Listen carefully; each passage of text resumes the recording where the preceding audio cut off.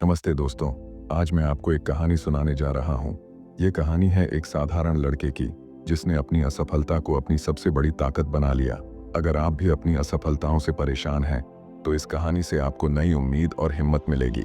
एक छोटे से गांव का लड़का था राज। राज का सपना था कि वह एक सफल लेखक बने।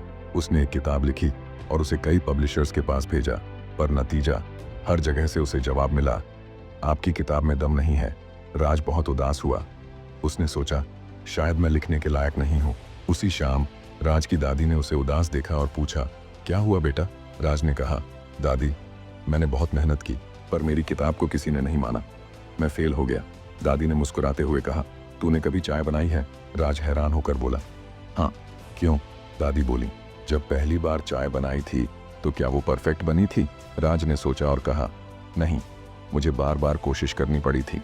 दादी ने समझाया, जैसे चाय बनाने में बार बार सुधार करना पड़ता है, वैसे ही जिंदगी में भी असफलता सिर्फ बताती है कि कहाँ सुधार करना है। राज ने अपनी गलतियों पर ध्यान दिया। उसने सोचा, शायद मैं अपनी कहानी को बेहतर बना सकता हूँ। उसने पहले अपनी कहानी के प्लॉट को मजबूत किया, अपनी भाषा को सरल और दिलचस्प बनाया। उसने किताब को पब्लिश करने के नए तरीके तलाशे।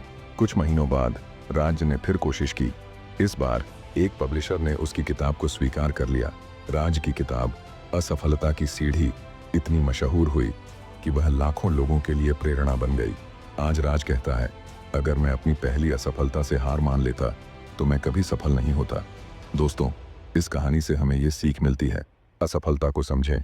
असफलता सिर्फ आपको सिखाने के लिए आती है। गलतियों को सुधारें।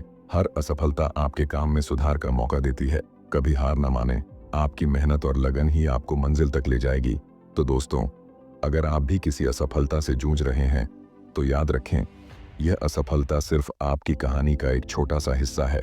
इसे अपनी ताकत बनाएं और फिर देखिए आपकी सफलता कैसे आपकी पहचान बनती है।